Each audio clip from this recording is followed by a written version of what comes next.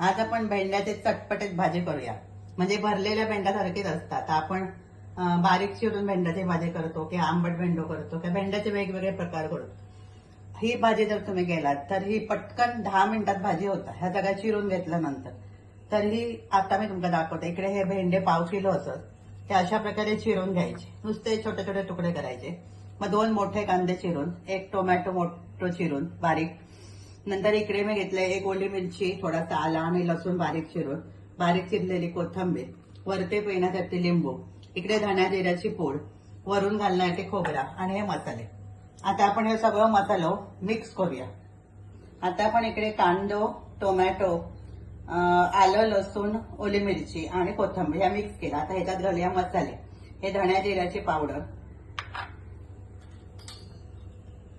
अर्धा चमचा लाल तिखट, छोटे 2 चमचे मालवणी मसालो, थोडीशी हळद, चवीप्रमाणे मीठ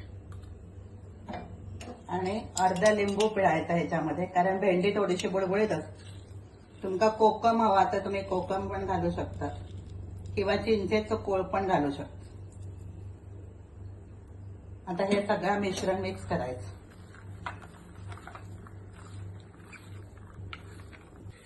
आता इकडे मी पॅन ठेवलंय गॅसवर, त्याच्यात तेल घातलंय.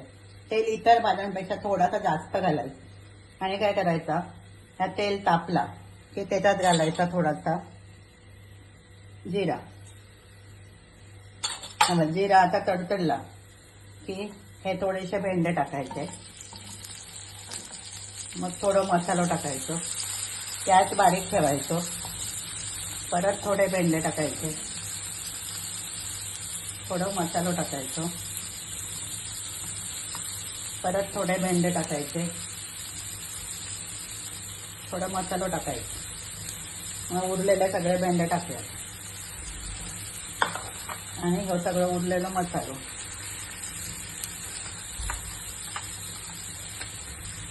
आणि बारीक गॅसवर झाकण ठेवून 10 मिनिटं शिजवूया.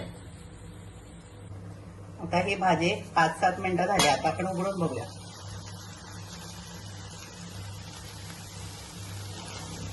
आणि थोडीशी ढवळून घेऊ.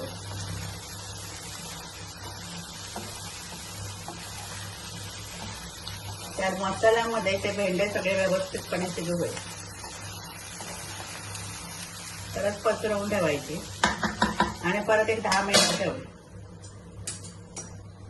आता आपण भाजी उघडून बघूया.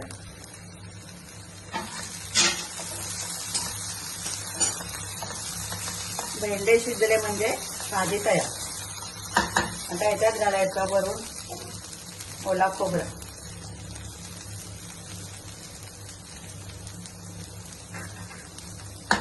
अशी ही चटपटी भेंडी तयार. आता आपण ते एका भांड्यात काढून घेऊया.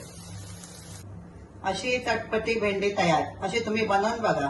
आणखी चटपटी होण्यासाठी तुम्ही ह्याच्यामध्ये चाट मसालो किंवा आमचूर पावडर वगैरे पण मिक्स करू शकता.